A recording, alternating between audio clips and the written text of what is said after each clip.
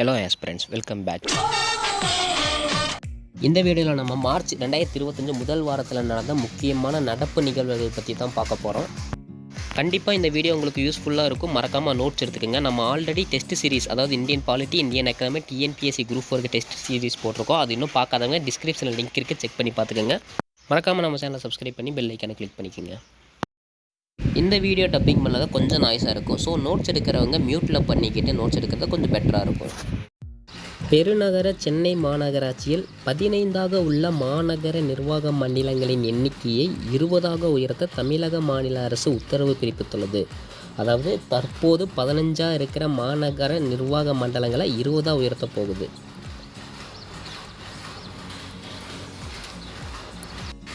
கொல்கத்தா விமான நிலையத்திற்கு அடுத்தபடியாக மலிவு விலையில் சிற்றுண்டி உணவுகளை வழங்குவதற்காக சென்னை விமான நிலையத்தில் உடான் யாத்திரை கஃபே என்னும் சிற்றுண்டியகமானது திறக்கப்பட்டுள்ளது. அதாவது ஃபஸ்ட் டைம் கொல்கத்தாவில் தான் பண்ணியிருக்காங்க. அதுக்கு அடுத்தபடியாக சென்னையில் கேண்டீன் நேம் பார்த்தீங்கன்னா உடான் யாத்திரை கஃபே.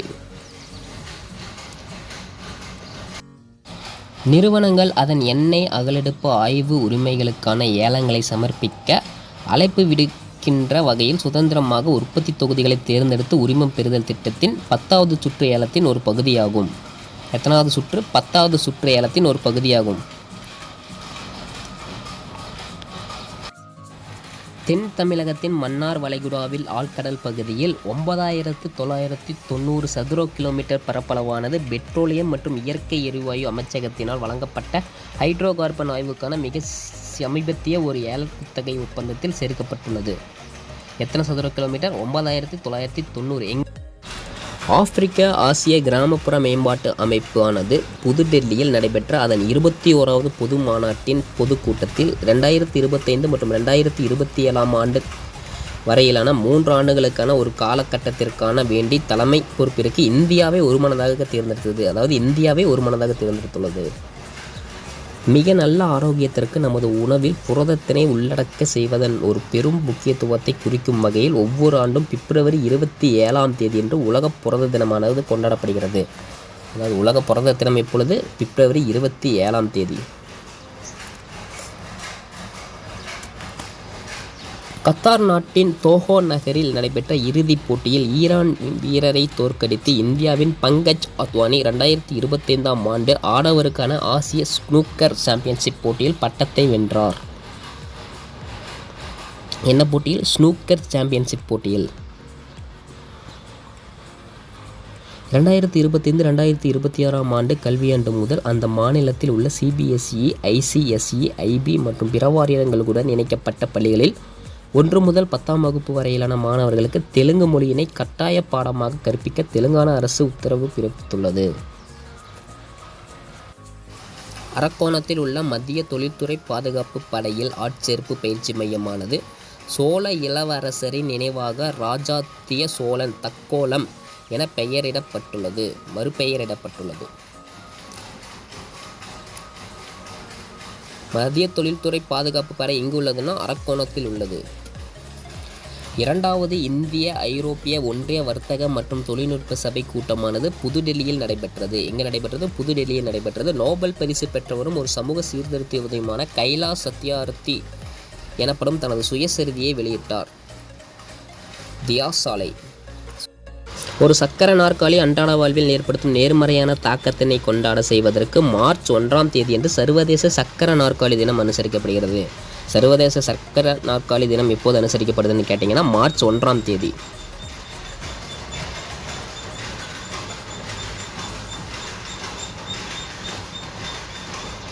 அமெரிக்க அதிபரான டொனால்டு ட்ரம்ப் ஆங்கில மொழியினை அமெரிக்காவின் அதிகாரப்பூர்வ மொழியாக நியமிக்கும் நிர்வாக உத்தரவில் கையெழுத்திட்டுள்ளார்.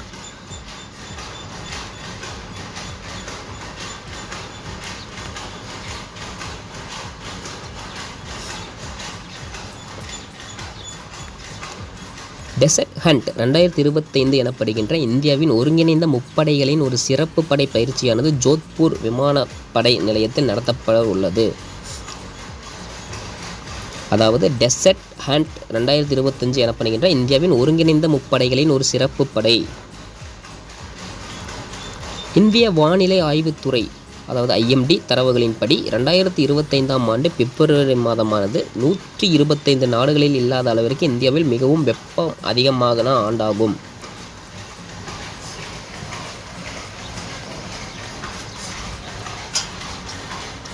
பத்தாயிரம் வேளாண் உற்பத்தியாளர் அமைப்புகளை உருவாக்குதல் மற்றும் அதை ஊக்குவிக்குதல் என்ற மத்திய அரசின் திட்டத்தின் கீழ் பீகாரில் 10,000வது FBO சமீபத்தில் தொடங்கப்பட்டது.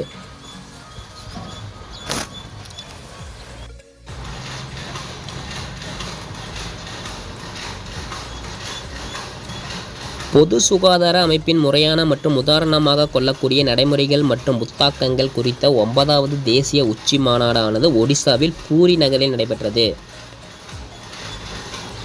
9வது தேசிய உச்சி மாநாடானது நடைபெற்ற இடம் ஒடிசாவில் உள்ள பூரி நகரில் ஆகும். அமேசான் நிறுவனமானது ஆக்லேட் எனப்படும் அதன் முதல் உள்வளாக குவாண்டம் கணினி சில்லுக்களின் முன்மாதிரியை வெளியிட்டுள்ளது. என்ன நிறுவனம்? அமேசான் நிறுவனம் ஆக்லேட் எனப்படும் முதல் உள்வளாக குவாண்டம் கணினி சில்லுக்களின் முன்மாதிரியை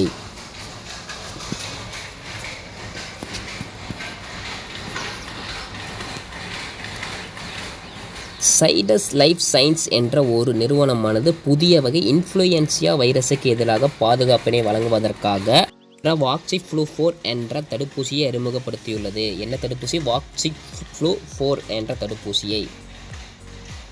என்ன நிறுவனம்? சைடஸ் லைஃப் சயின்ஸ் என்ற ஒரு நிறுவனம். பழமைவாத கிறிஸ்தவ ஜனநாயக ஒன்றியத்தின் தலைவரான ஃப்ரிட்ரிக் மெர்ஸ் ஜெர்மனியின் அடுத்த அதிபராக பதவியேற்க உள்ளார். யாரு? ஃப்ரிட்ரிக் மெர்ஸ். எந்த நாட்டின்? ஜெர்மனி நாட்டின் அடுத்த அதிபராக.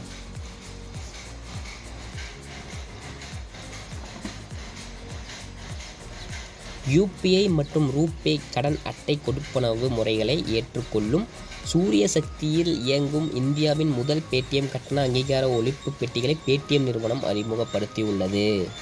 எந்த நிறுவனம்? பேடிஎம் நிறுவனம். எதை? சூரிய சக்தியில் இயங்கும் இந்தியாவின் முதல் பேடிஎம்.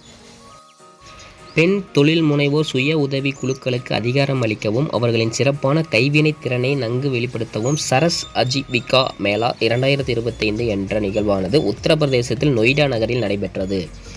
எந்த இடத்தில்? உத்தரப்பிரதேசத்தில் உள்ள நொய்டா என்ற இடத்தில் சரஸ் ஆஜீவிகா மேளா 2025 என்ற நிகழ்வு.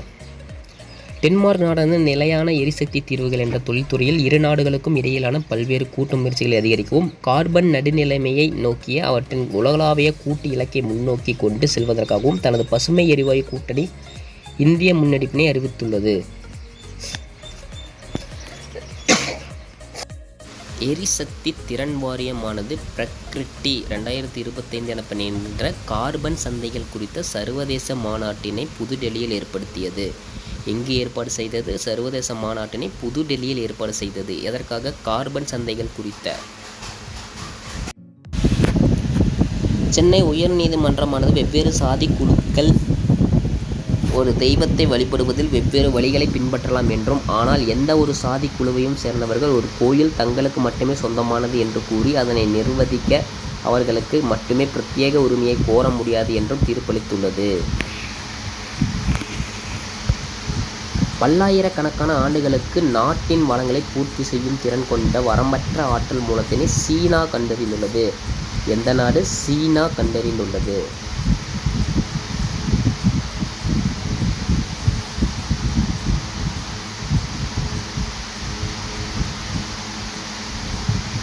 குஜராத்தில் உள்ள கிர் தேசிய பூங்காவில் தேசிய வனவிலங்கு வாரியத்தின் 7வது கூட்டத்திற்கு பிரதமர் தலைமை தாங்கினார். எங்கே? குஜராத்தில் உள்ள கிர் தேசிய பூங்காவில் எத்தனாவது கூட்டத்திற்கு?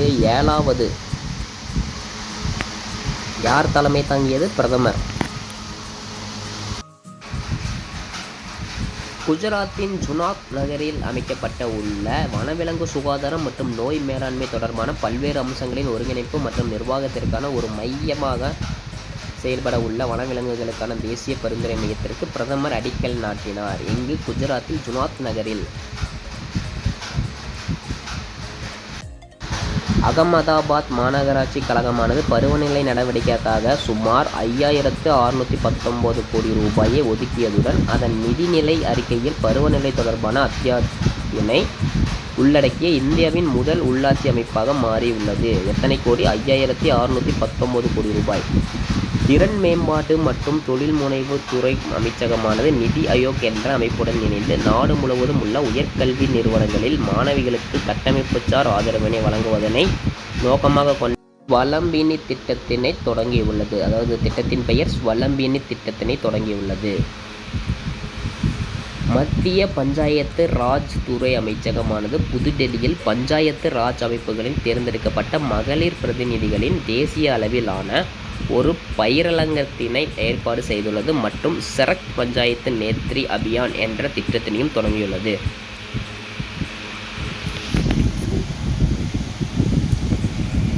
எரிபொருள் கலன் தொழில்நுட்ப மையமானது தொலைத்தொடர்பு சேவை பரப்பு கோபுரங்களுக்கு நம்பகமான மாற்றீட்டு தீர்வான ஹைட்ரஜனில் இயங்கும் எரிபொருள் கலன்களை வெற்றிகரமாக செயல் விளக்கி காட்டியுள்ளது.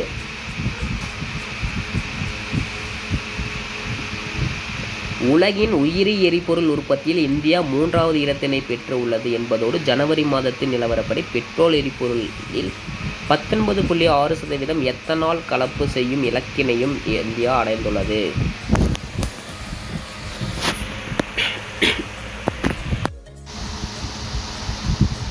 ஆசியா மற்றும் பசிபிக் பகுதியில் 12வது பிராந்திய 3R மற்றும் சுழற்சி பொருளாதார மன்றமானது ராஜஸ்தானில் உள்ள ஜெய்ப்பூரில் நடைபெற்றது.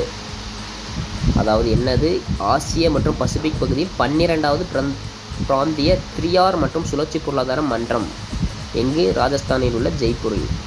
நந்தலாலா என்ற புனைப்பெயரால் பரவலாக அறியப்பட்ட பிரபல தமிழ் கவிஞரும் எழுத்தாளருமான நெடுஞ்செழியன் சிங்காரவேலு சமீபத்தில் காலமானார். நந்தலாலா என்ற புனைப்பெயரில் அழைக்கப்பட்டவர் யார்? நெடுஞ்செழியன் சிங்காரவேலு.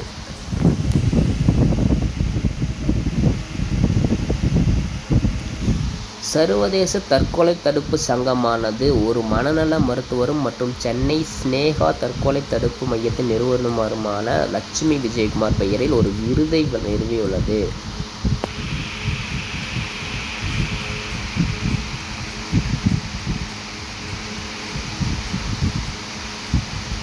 நிதி ஆயோக் அமைப்பு வெளியிட்ட அறிக்கையின்படி தமிழ்நாட்டில் கடன் பெறுதலில் பெண்களின் பங்கு 44% அதிகமாக உள்ளது.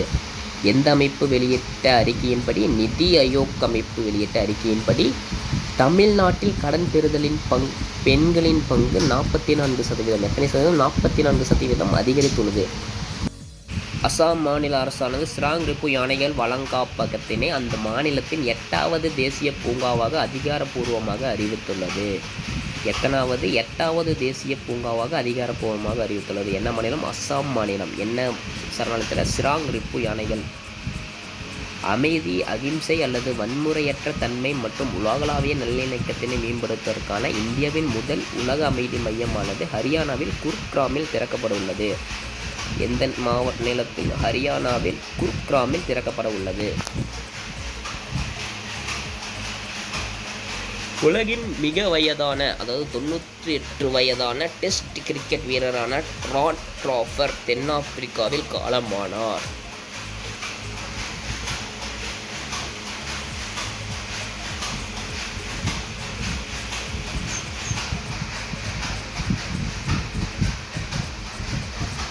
சிற்பங்கள் மற்றும் நவீன ஓவியக்கலைக்கு புகழ்பெற்ற பிரபல இந்திய கலைஞரான குஜராத்தின் அஹ்மத் ஷா காலமானார். அஹ்மத் ஷா எந்த மாநிலத்தை சேர்ந்தவர்? குஜராத் மாநிலத்தை சேர்ந்தவர். அவரின் தொழில் சிற்பங்கள் மற்றும் நவீன ஓவியக்கலைக்கு புகழ்பெற்ற பிரபல இந்திய கலைஞர் அவர். உலக வங்கி மற்றும் ஆப்பிரிக்க மேம்பாட்டு வங்கியானது முக்கிய பங்குதாரர்களுடன் இணைந்து 2030ஆம் ஆண்டிற்குள் ஆப்பிரிக்காவின் துணை சஹாரா பகுதிகளில் 300 மில்லியன் மக்களுக்கு மின்சார வசதி வழங்குவதற்கான திட்டம் 300 என்னும் திட்டத்தினை தொடங்கியுள்ளது. மாற்றுத்திறனாளிகளுக்கான அணுக்கள் மற்றும் உள்ளடக்கத்தினை மிக நன்கு ஊக்குவிப்பதற்காக என்று டெருட்டூனில் உள்ள தேசிய பார்வைத்திறன் மற்றும் குறைபாடுகள் உள்ளவர்களின் அதிகாரமளிப்பு நிறுவனம் ஆனது சுகம்யா யாத்ரா எனும் செயலியை வெளியிடப்பட்டுள்ளது.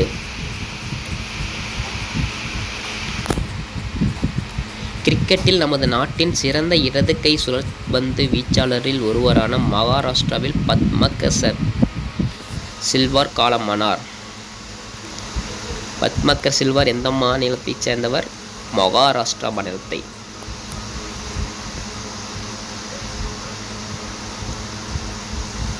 விருதுநகர் மாவட்டம் ராஜபாளையத்தில் உள்ள அரசு பள்ளியில் இந்தியாவின் முதல் வரைகதை புத்தக நூலகமானது திறக்கப்பட உள்ளது. எந்த மாவட்டத்தில்? விருதுநகர் மாவட்டத்தில் உள்ள ராஜபாளையத்தில்.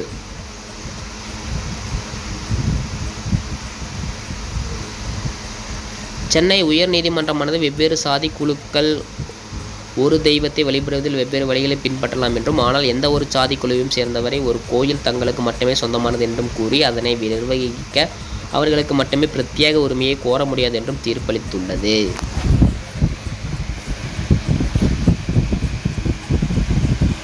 நடப்பு ஆண்டிற்கான தேசிய தன்வந்திரி ஆயுர்வேத விருதுகளை ஆயுஷ் அமைச்சகம் 3 புகழ்பெற்ற மருத்துவர்களுக்கு வழங்கியுள்ளது. பாரம்பரிய இந்திய மருத்துவத் துறையில் அவர்கள் ஆற்றிய மிக பெரும் மகத்தான பங்களிப்புகளுக்காக இந்த விருதுகள் வழங்கப்படுகின்றன.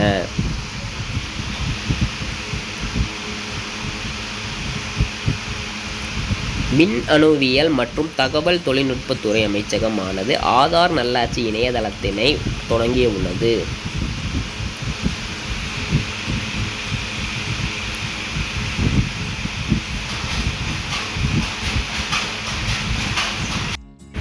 பல்கலைக்கழக மானியக் குழு ஆனது உயர்கல்வியில் பெரும் சமத்துவத்தினை மேம்படுத்துவதற்காக திருத்தப்பட்ட வரைவு வழிகாட்டுதல்களை வெளியிட்டுள்ளது. இது பல்கலைக்கழக மானியக் குழு.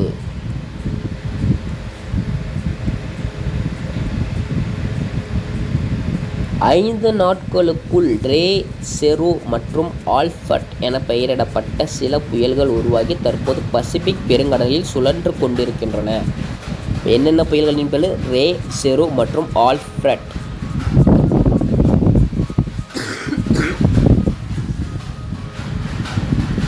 சுற்றுச்சூழல் வளங்காப்பு மற்றும் நிலைத்தன்மைக்கு குறிப்பிடத்தக்க பங்களிப்பை செய்த தனிநபர்களை இலக்காக கொண்ட 10 ஆண்டு கால ஒரு வரிசைப்பிட அனுமதி வழங்கீட்டிற்கான ஒரு நீல நிற நுழைவு இசைவு சீட்டினை ஐக்கிய அரபு அமீரகம் அறிமுகப்படுத்தியுள்ளது. என்ன சீட்டு? நீல நிற நுழைவு இசைவு சீட்டினை அமெரிக்க பங்குகள் மற்றும் பரிவர்த்தனை ஆணையமானது அதானி குழுமம் நிறுவனருக்கு சட்ட ஆவணங்களை வழங்குவதற்கு என இந்திய அதிகாரிகளிடமிருந்து உதவி கோரியுள்ளது.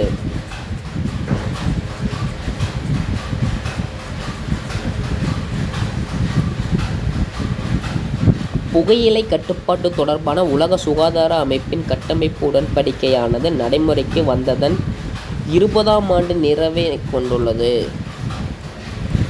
எத்தனாம் ஆண்டு நிறைவை கொண்டாடப்பட்டது? 20ஆம் ஆண்டு நிறைவை கொண்டாடப்பட்டது.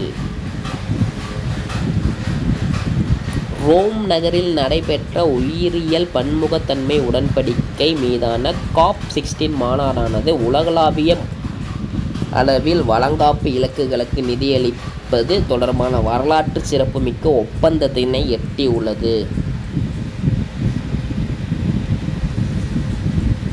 நாசாவின் சந்திர வழிகாட்டி கருவியானது புவியில் உள்ள சில கட்டுப்பாட்டு அமைப்புகளுடன் தகவல் தொடர்பினை இழந்துள்ளது.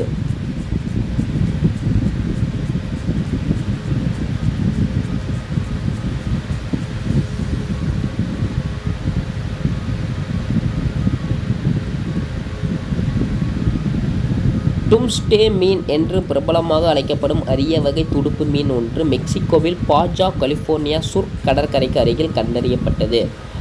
மீனின் பெயர் என்ன? டும்ஸ்டே மீன். எங்கு? மெக்சிகோவில் பாஜா கலிஃபோர்னியா சுர் கடற்கரைக்கு அருகில். கேப் கழுகு அதாவது ஜிப்ஸ் கோப்ரோதெரஸ் ஆனது சுமார் 30 ஆண்டுகளுக்கு பிறகு தென்னாப்பிரிக்காவின் கிழக்கு கேப் மாகாணத்திற்கு திரும்பியுள்ளது.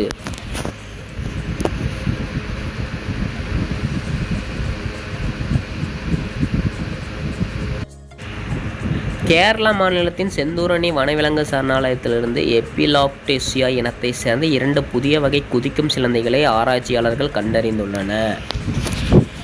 எதனை? குதிக்கும் சிலந்தைகளை.